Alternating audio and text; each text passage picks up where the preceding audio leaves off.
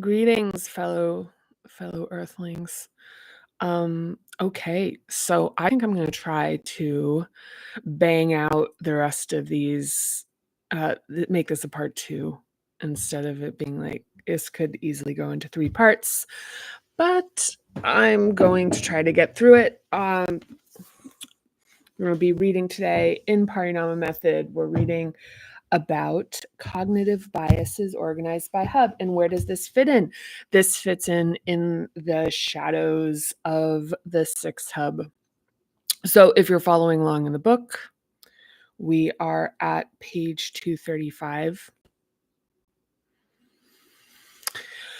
And so something I'm going to point out here is that, okay, so, and we talked about like yesterday's reading, we talked about the first hub biases, and you may or may not notice that biases by hub are specifically listed as hubs 1 through 5. So this is like sort of like, so you've got risk and loss aversion, biases for the second hub around change and ambiguity, third hub avoidance and self-centered. Actually, these headers aren't super descriptive, so I'm gonna like cut it out. Stop reading them. But let's see where to start. So these cognitive biases, let's see, I want to find the way to kind of land this point.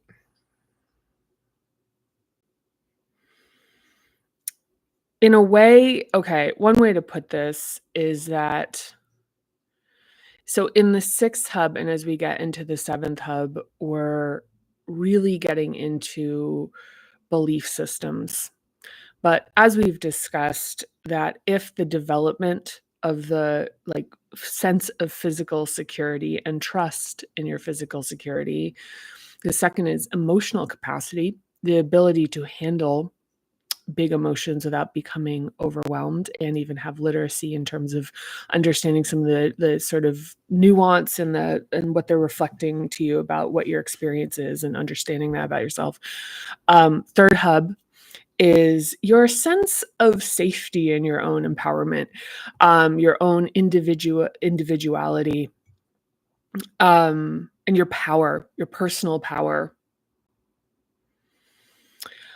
If you do not feel, if your sense, if it, in third hub, it's like overridden by shame. It's like everything sort of is like, oh, ooh, it's like, but like, so third hub is like the sense of being able to really be autonomous and directive and exist in your personal power. Fourth hub is belonging, the sense of, and the reconciliation in that being, I should have a visual aid in this. I think that this would help make this a little bit more interesting. But in the fourth hub, like the reconciliation is, what do I have to hide in order to belong? And this is,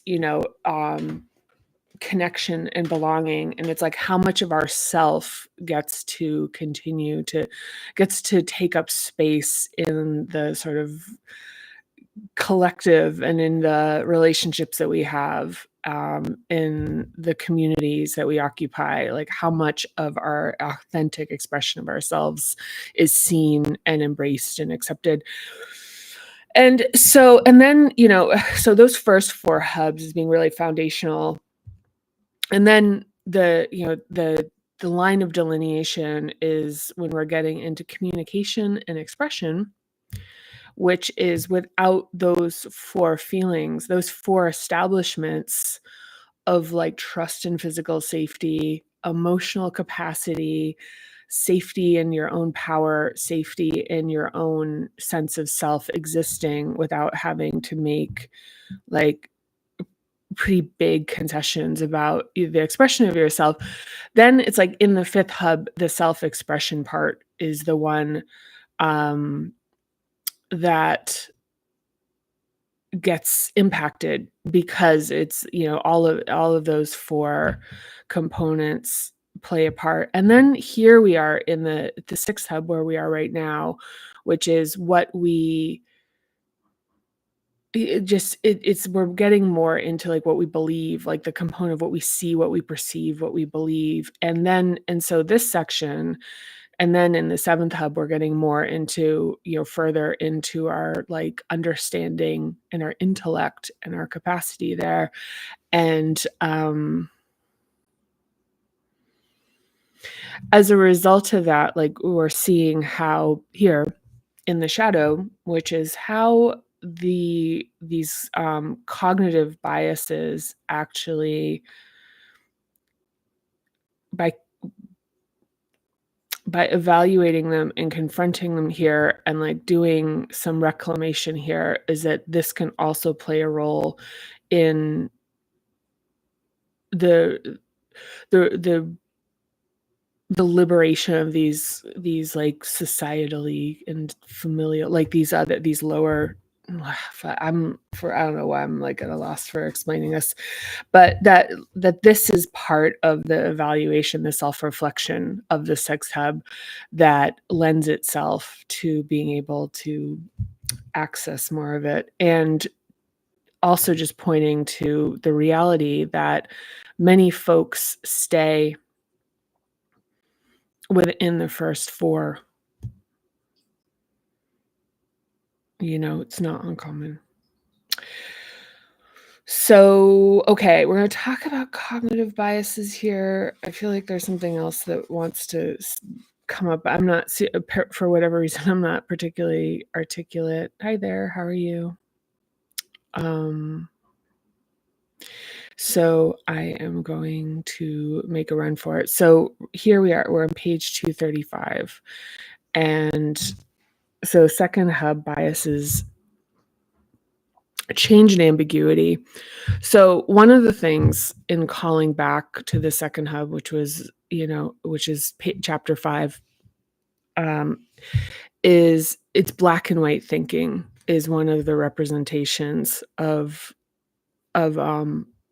limited capacity, is like things have to be one or the other. It's like not understanding that nuance. Yeah, it's a big part of really where the cognitive bias shows up here.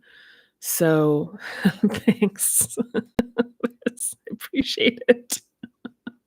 That's very sweet. But okay, so the change and ambiguity. So, second hub bias. So, avoiding change and ambiguity restricts expression in the second hub. So, movement, change, and managing paradox all reflect the nature of life, while these biases attempt to keep our lives simple and static. And in this oversimplification, we eliminate the nuanced realities of other people and limit our own capacity to experience life's fullness. So, confirmation bias is the tendency to interpret any new evidence as verification of one's existing beliefs or theories. We prefer ideas that conform to our existing beliefs, and if new information does not conform to them, it's either ignored or reimagined to fit. This bias also subconsciously seeks the comfort of information that validates our existing beliefs and ideas. So here's a thing I think that is very topical right now, which is so second hub is emotion and feeling, and then the seventh hub is intellect and reason. And if we get and to correlate that to brain systems, you have sort of the limbic system, and then you have prefrontal cortex. I don't even know if that was a necessary point to bring up, but there's a conflation about feeling strongly about something, especially that's happening right now in the current climate, which is not being able to decouple like feeling strongly about something versus having like any intellectual fortitude behind it, or even um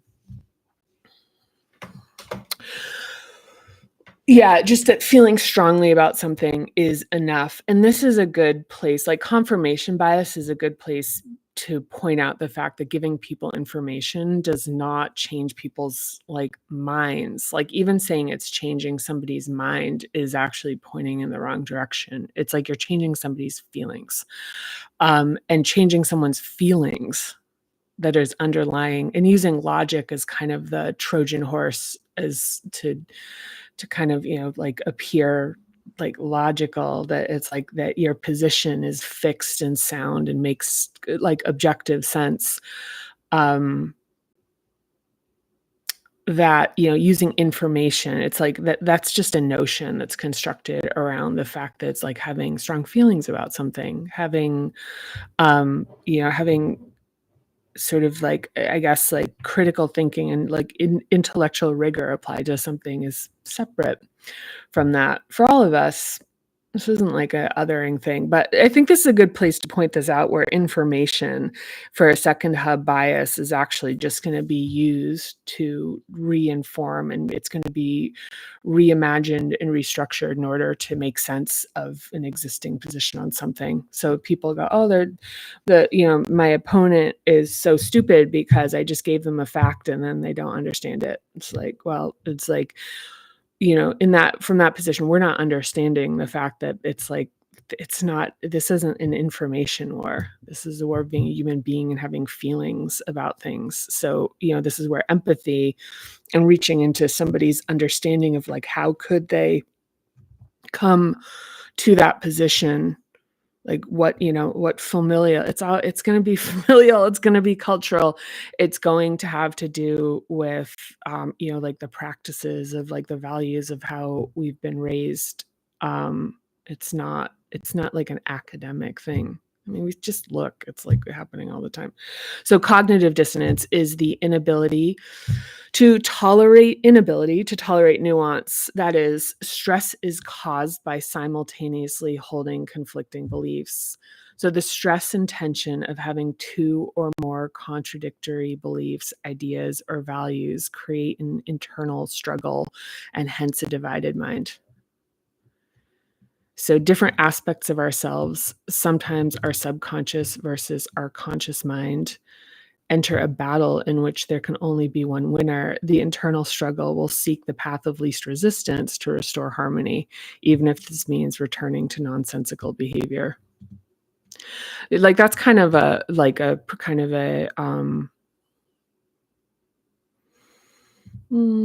yeah, I mean, that's,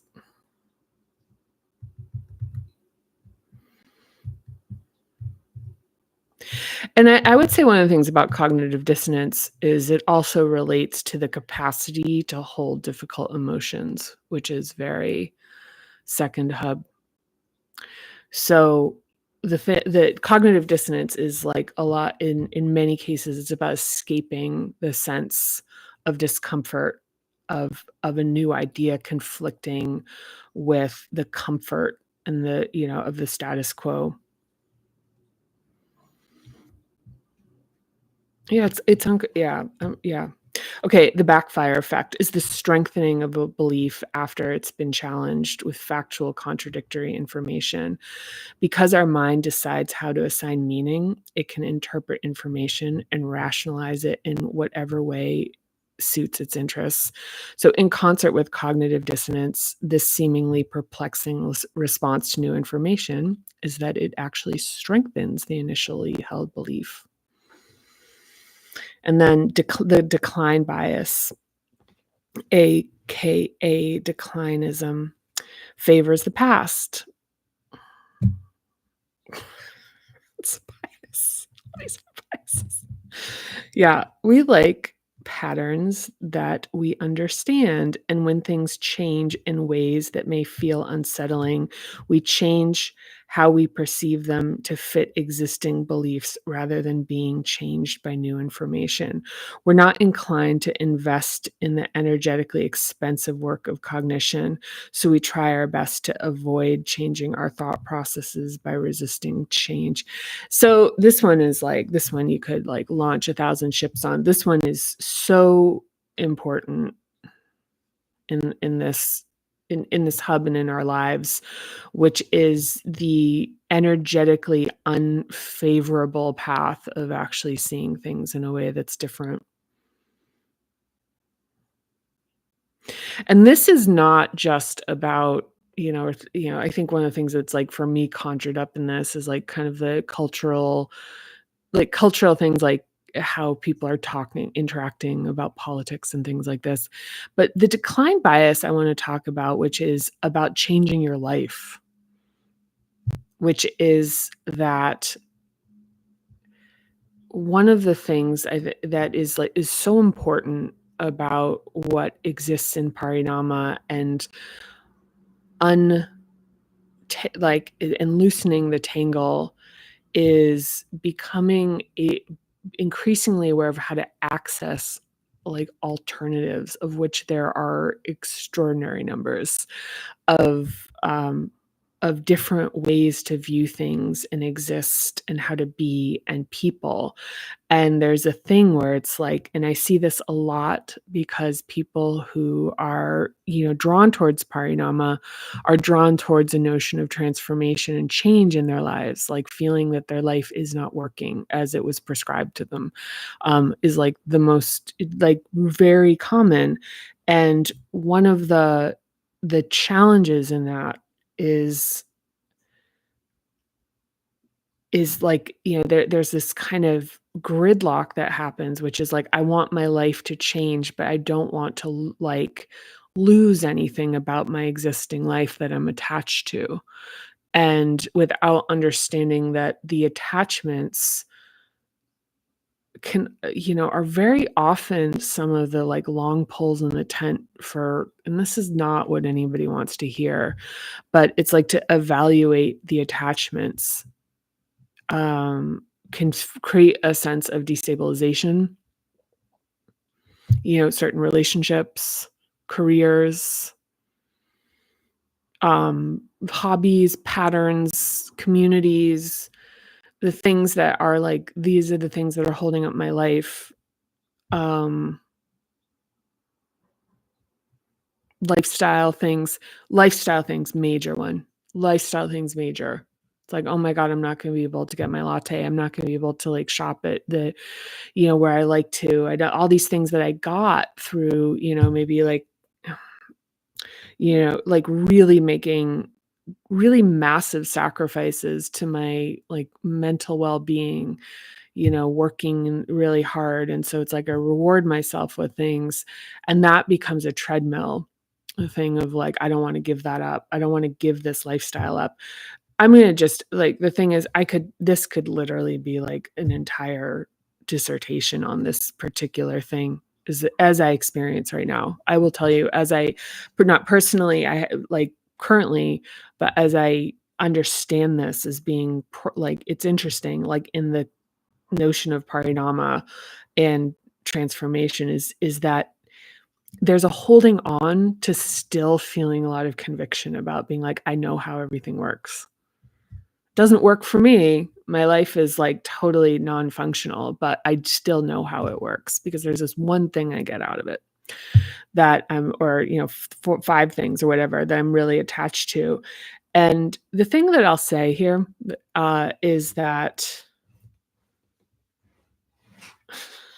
there's the thing that I will say is that okay, I'll actually speak from personal experience. I've talked about this before, is that if I had known, I knew what I was asking for in my search in life, or I didn't know I knew I was looking for something. I didn't know what it was. And if I'd known what it was, it wouldn't have made any sense to me right now. I'm not going to say any more about it, because if I said it, it wouldn't be believed. You've heard it before too. You just didn't believe it. Or you do believe it, and you're on the other side here with me. Okay. Third hub, biases, avoidance, and self-centering. Let's talk about it. This hub's biases position us as central to everything, often making us the protagonist of any narrative, which includes reimagining our good luck retrospectively into well thought out strategies that yielded great outcomes, and our bad luck as the interference of outside forces. Let's see how these serve up. Let's go. Self-serving bias. I've all the I don't even it's been a minute and I'm gonna tell you it's very likely I have every single one of these. Okay, self-serving bias is the repurposing of any narrative to make ourselves heroic and central. Okay, I don't have that. Attributing positive outcomes. Okay, there's what? There's 5 here. Let's see how I score. How many out of 5? It's gotta be 4 out of 5 now. Because I don't have this one. Well, I mean, I sort of do. Everybody kind of has it, so I'll give myself the W on this one. Attributing positive outcomes to skill and negative outcomes to bad luck. In other words, actually, I do have this. Great. In other words, we attribute the cause of anything that happens to whatever best serves our own narrative. Many of us can relate to having determined that if everything is going according to plan, it's due to skill. But if things go the other way, then it's just bad luck or someone else's fault. I have like 60% on that. I don't know. How about you? How are you scoring on that? I think it's pretty kind of natural. I think that it's natural. I just think to the extent of being kind of the hero or the victim rather than just being fully accountable for, like outcomes. Just outcomes, like, just stuff you try really hard to do well doesn't work sometimes, I mean, it's just that's kind of the thing. Yeah. Yeah, and I'd say in this is there's, like, a folded in notion of, like, that things that of, like, fairness. Things are supposed to be fair. Sort of. Okay, anyway. Desirability bias is the belief that something will happen because we want it to, including the illusion of controlling timing. For example, those with wealth and privilege may believe they've activated a grandiose, possibly spiritual personal power by wishing for something to come true and then receiving it, blissfully unaware of the impact of their privilege and good fortune. Yeah, I have that one. Yeah, I definitely wrestle with this one on the daily. Let's see, the Forer or Barnum effect is the tendency for people to accept vague, general personality descriptions as uniquely applicable to themselves. Yeah, I'm sorry, I'm laughing because I score high in this one too, without realizing that the same description could be applied to just about everyone else. Think horoscopes. When we process vague information and interpret it in a manner that makes it seem personal and specific, we hold onto what we deem is meaningful to us and discard what is not. Information we believe to be personally tailored to us is perceived as better regardless of its ambiguity. Oh, yeah, I've like that for days. Yeah, I'd like you if you're participating, I want you to score yourself out of 5. Right now, I'm straight down 3 for 3. Representativeness heuristic is the false belief that if 2 objects are similar, they are correlated. Sure. Yeah. Fundamental attribution error or correspondence bias is holding a double standard and using stereotypes to assume negative intent when things don't go our way. An example is judging colleagues as lazy or incompetent if they're late without having considered that they may have extenuating circumstances, such as having a sick child at home. This bias would have us consider our reasons for lateness as different and justified from those oh man, there's more from those of our colleagues. The tendency of this bias is to underemphasize situational and environmental reasons for other people's behavior while overemphasizing personality-based explanations for our own. Yeah, there's 7. There's 7. Lucky 7.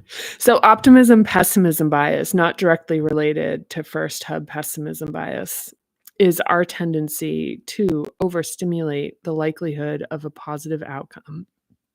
If we are in a good mood, pardon.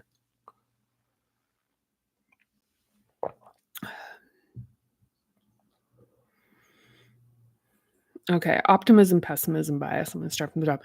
Not directly related to first hub pessimism bias. So it's our tendency to overestimate the likelihood of a positive outcome if we are in a good mood, and to overestimate the likelihood of a negative outcome if we're in a bad mood. It's the emotional nature of optimism or pessimism that makes it irrational. Folks without clear, objective performance expectations from their boss may experience their performance assessment as subjectively tied to the boss's emotional state. That's a thing. A state tied to factors outside of their control. As a result, they may experience an underlying sense of instability about their job security. I don't know if it's because I'm like a perpetrator of these in particular, but I really do recognize that these aren't completely untrue. I think that that's something where it's like another nuance here, where I think there might be the tendency for a bias is to say like it's absolutely false and needs to be completely dismantled. But I look at that and there really is something just that's like very natural, which is that like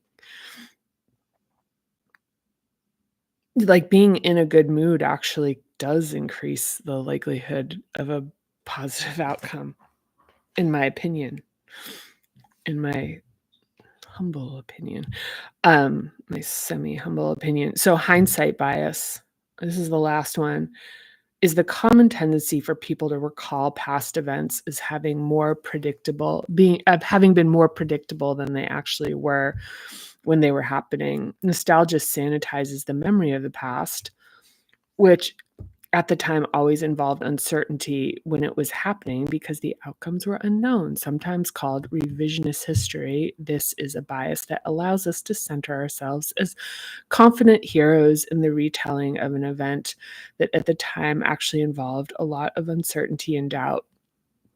Yeah. 7 for 7.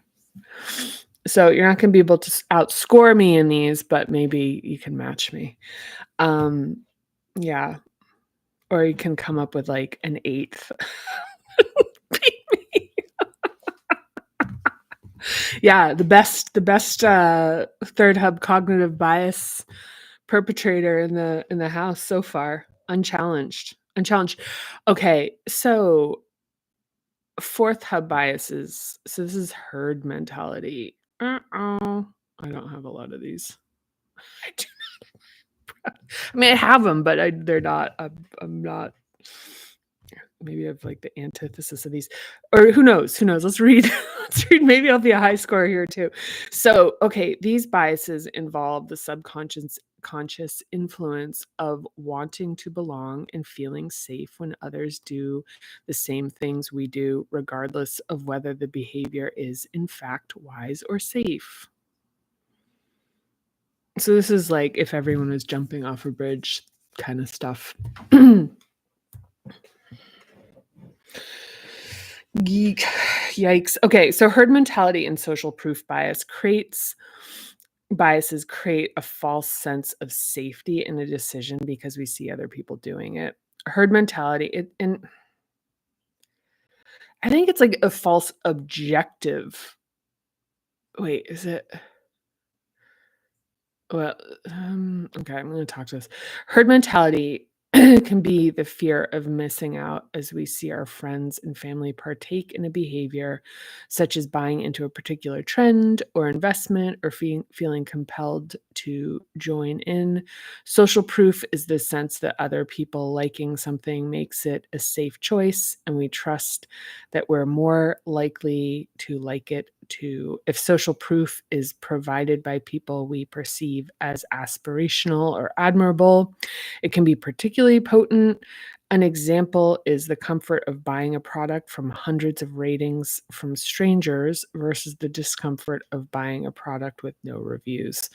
Social media marketing also uses social proof, the illusion that the influencers, Oh, the illusion that influencers you feel you know like a product overrides the obvious fact that they are being paid to tell you they like it. Okay. Yep. It's a thing. It's a bias. Okay. I really wish see, these are moments where I really would love to hear what you have to say. I really so much. I really revel in the possibility of being able to hear your thoughts. Yes, your thoughts. I care about them. I'm interested. So, in and out group biases refer to favoring people we believe we belong with, folks we perceive to be like, and who are in the same social groupings as we are. These are very impactful biases with far reaching consequences. Groups that share identities tend to feel protective of each other, going to great lengths to protect people they see as being like themselves. The opposite side of this is dehumanizing people and perceiving them as outsiders when they're not part of the group. So, this is something with herd mentality. It's kind of like, okay, yeah, I'm going to get into this, which is okay, and then the last bias, and I'm gonna jump the last bias here is implicit bias or implicit stereotype is the reflexive attribution of stereotypical qualities to all members of an outgroup. So one of the things about these biases is that that's kind of like not reflected here because this is sort of like a listicle of kind of like here's a bunch of biases for your consideration. It's not untrue that, like, the social safety of buying in, like, the in-group, out-group bias of, like, the protection that you buy.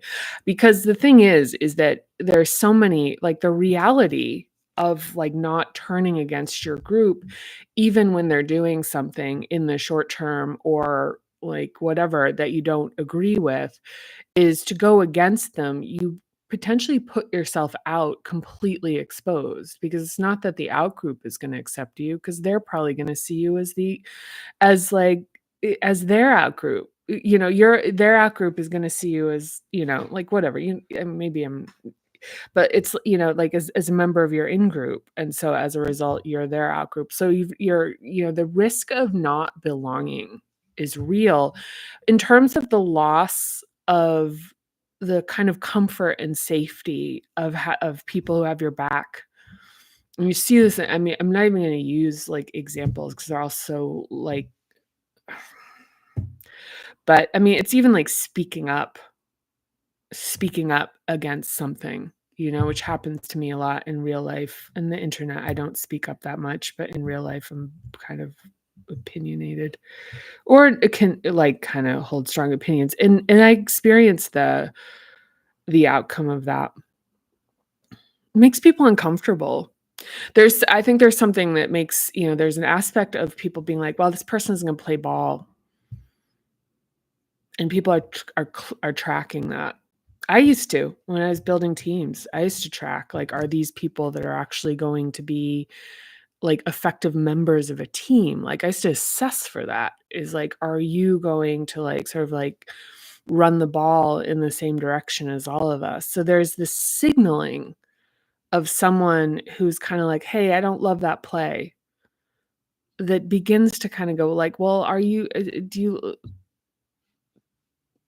like, this is I think these biases, I mean, to just say like, "Oh my gosh, you should just be this independent thinker," and, like, bust out without the consideration and even the work in the 4th hub of loving yourself and not being as afraid to be alone in the 3rd hub. Without that strength of the sense of your autonomy and your power and your own individual power and the sense of, like, how much you love yourself, like, how much you care for yourself. These notions are terrifying, right? And rightfully so. Not as a pointing the finger. They're rightfully so.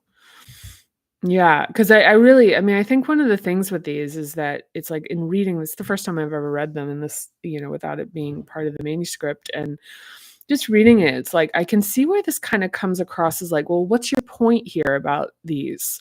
Are you saying, like, these should all be obliterated and these are all naughty, like, don't do these?" And that's kind of how it reads, honestly, if you don't have me commenting on it, which I'm remiss to realize, but there's a lot about understanding why, these form and, like, what they exist as, is they're part of the adaptation of the hub. And just reading it, I mean, I just spoke to earlier, but it's like reading it is like really it's like, "Oh, yeah, I have so much." I feel like my compassion for this for something that I think historically in my life I was very frustrated by, I have, like, more compassion for that. I understand what someone is risking and that yeah. Okay, next. Okay, the fifth hub bias, information bias. So the fifth hub bias relates to our inclination to trust and to incorporate information that's told in the format of a story. So narrative fallacy bias is storytelling bias. We like stories and find them easy to make sense of and to relate to. This bias makes us more susceptible to anecdotes told in story form than to the bigger, more accurate picture related through data. So telling someone that out of 5,000 patients, 70% taking a certain medication didn't experience any negative side effects is less likely to influence them if they learn a neighbor wound up in the emergency room after taking the medication. I don't know why I use 70%. That feels like kinda shitty. Who wrote this thing? It's kinda like, I look at this and I think that would be better if you said, like, 95%, taking a certain medication didn't experience any because then it would be like the anecdote makes more sense, but to me, I'm like, "Oh, it's kind of discerning, like 30% experience negative side effects." Seems like I don't know, maybe my own biases are at play here. It's so weird that I wrote it, and I'm like, "Huh." It's like, "Oh my god." Okay, framing bias occurs when people make a decision based on how information is presented to them instead of focusing on the facts alone to make the decision. It's a hard one to avoid. A person may be recruited into a multi-level marketing program by getting excited about the details of a single success story versus considering research showing that 90 to 99% of people who get involved lose thousands of dollars. I had to get my hit in the MLMs in here. Good lord. I know, it's funny because I actually wrote up a whole piece on MLMs, multi-level marketing, and I think it was in the 3rd hub. There's a lot, like, I think one there's there's a whole other book of scraps. I forget, I think it was a file called Scraps, and every time me and Allison, my editor, would make a decision to cut something, and it happened a lot, um, thank God, it would wind up in the scrap pile, so there's a file that exists and that has a lot of anecdotes. That was a lot of anecdotes, ironically, that was one of the things of, like, scrubbing anecdotes. I was thinking about that the other day about, like, how much time I spent writing stories that were, vignettes, essentially, which were amalgams of the people that I'd interviewed, and I spent a lot of time thinking about, like, how to put together those and write them. They're really hard to write because 'cause I'm not really a writer, so it was, like, writing things that were well written, that were in the story form, where it was like I'd just spent so much time on it. No, yeah, I mean, it's kinda cool, probably helped me get better at writing. But yeah. I mean, that was one thing I will say, like, this is very unrelated to this, which is that it's like start now, whatever it is, whether it's like, your creativity, your art, your business, whatever. It's just start messing with it right now. Start working on it. Start making some kind of movement on it because it takes time. I mean, that was one thing when with like writing the book, 'cause I thought it would take 3 months. It took 3 years. And it's just it takes time and it takes energy, and I'd never really been seems really like I'd never written very much. Like, I'd never written much. I really was overwhelmed when I would write, especially in business. I always had really smart people working for me, and I'd be really good at, like, reading something and editing it and punching it up, but the actual writing, like laying the foundation, I really struggled with because I had a hard time figuring out, like, how to put then it like, then I could, like the notions sort of, like, would, like, fall out of my mind, but it was, like what I came to learn is that they're just backwards because each notion would be a little bit more developed than the last, and so it's sort of like to let that happen and flip it and all the stuff I learned about when doing it and doing some writing, or a bit of writing, but the point being is, like, I'd be writing and I would be, like, in this process where I'd be like, just on in the manuscript, I mean, for, 10 I don't know, it is like, 10, 12-hour days for 3 years, no breaks. Makes sense when you see the book. Um, the shock and overwhelm of the scope of it makes sense. But one of the things I remember I talked to my editor about is, like, I could feel the thing about just my limitations that were a result of the fact that I had not written before. Like, there's just a practicality. It's like, if you pick up the violin and you kind of have a knack for kind of learning a little bit, there's at least I don't know, and this might not be the perfect example, but it's just there's still a thing which is, like, that somebody who has been, like, really, like, writing and playing with a craft and learning for longer is just gonna in general, I could feel, like, the limitation when I'd bump up against it, where I was like, "There's so much more I wanna be able to be capable of doing, that I wouldn't be able to do." Luckily, I had great people around me. And that's another thing. People will show up. When you start creating, yeah, people will show up. That could be a bias too. Hmm. So the next section is tips for critical thinking, and, so it'll be good. So it's just in terms of thinking like, "Okay, what's the point of the biases in here?"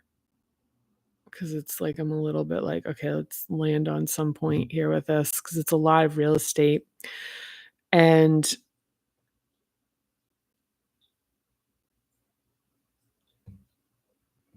yeah, it's a lot of real estate. I think one of the things I would say about this is that like, I would look at this as, in the 6th hub, we're getting really expansive, and we're also tapping into subconscious, like, emotional responses to things and sort of tagging those in as, like, our gut feeling, intuition, making decisions, deciding whether we like people, what we're gonna, like a course of action, whatever. And that, I guess, with a, sort of like a catalog of biases to point out that, our adaptations and our stereotypes of people and our notions of the world are become passengers that travel in our adaptations. And so in the sort of tangling of it, the loosening of the tangle, that there's a thing that happens. There is a thing that happens that is like it's just kind of more clarity. And even if, with operating in a bias is being aware that it's happening, I actually think because I'm reading, I'm like, yeah, I do that. But it's not, I think there's like an aspect of like being completely unaware that you're doing it, and that being mistaken for like reality. Yeah. In like a fixed notion of sort of superiority or differentness in this particular way that is like unfair to other people. Because another thing, I mean, that really represents the ability to like apply nuanced thought is the specialness. Your specialness is not relative. Like the idea that specialness is because you're better than other people. Like I'm more special than other people. Like the idea that's like, well, you're special, and people are like, oh, well, it's like, yeah, no, everyone's special in your uniqueness, in the improbability of your existence, and like whatever the expression is that of what you are is like absolutely special. It's like specialness is being like, well, I'm special is like,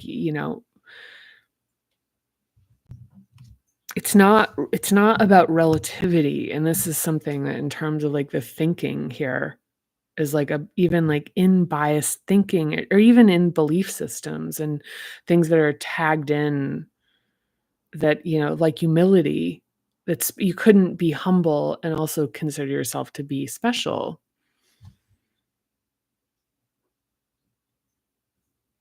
But, like humility to me is being able to hold that notion of like the extraordinariness of your existence and your creation and the manifestation of who you are.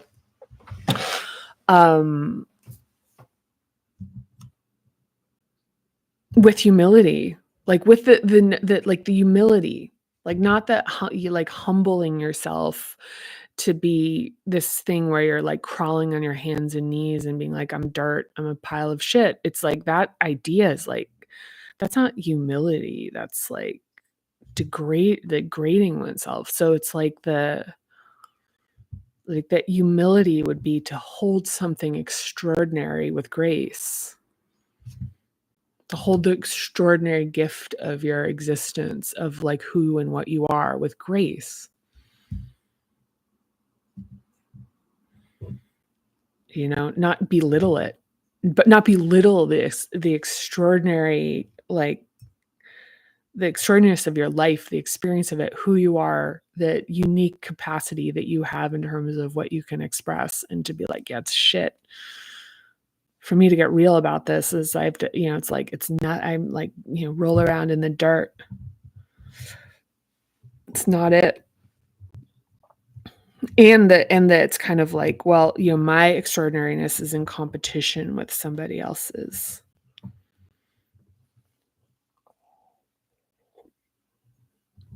I mean, look, we're socialized that way. So it's not that thinking that way is like some kind of default, like, was it default? No, it's something's wrong with you, whatever that word is. Okay.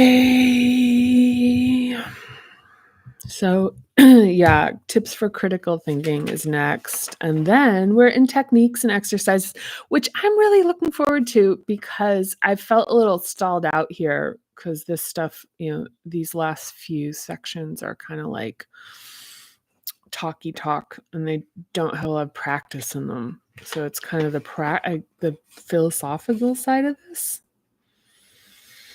And I'm just kind of scanning along here. Oh, good. Yeah, some good stuff here. Yeah, I'm really finding myself looking forward to the 7th hub.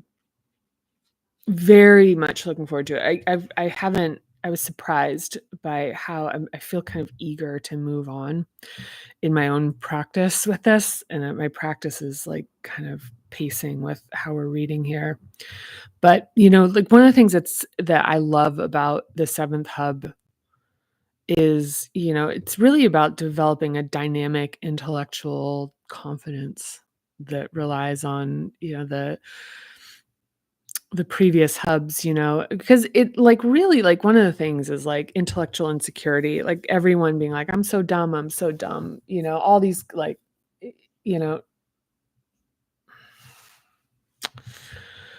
And, you know, things like propaganda really feed on intellectual insecurity because and how do they do this? Because the gaps in the logic are get filled with someone thinking, "Well, I probably just don't get it."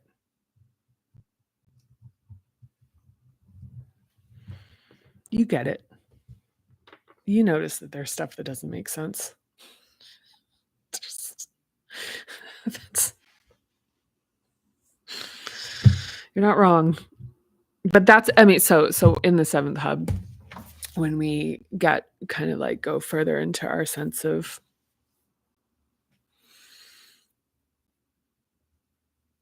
the development of our, I guess, intellectual capacity. We'll go there, but not for a little bit, not for a few more pages.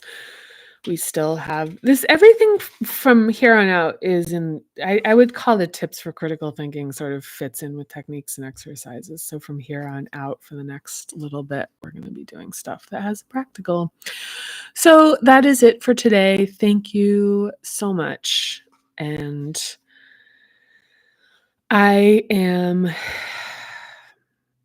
grateful for you for watching.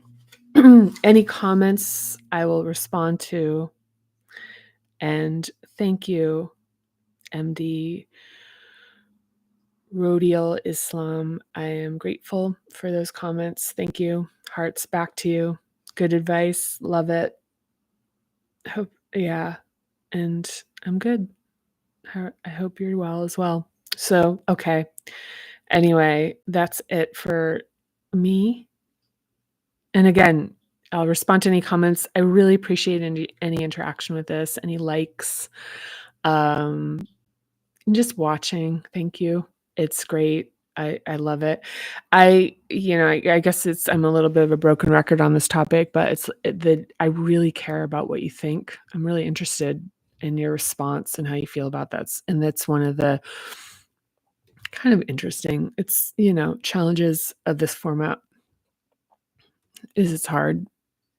So if you do have something you want to share that you don't want to put in a YouTube comment, you can go to the Parinama Method on Instagram and direct message me there. And I'll be happy to hear from you. Okay, I'll see you tomorrow. Looking forward to it. Bye for now.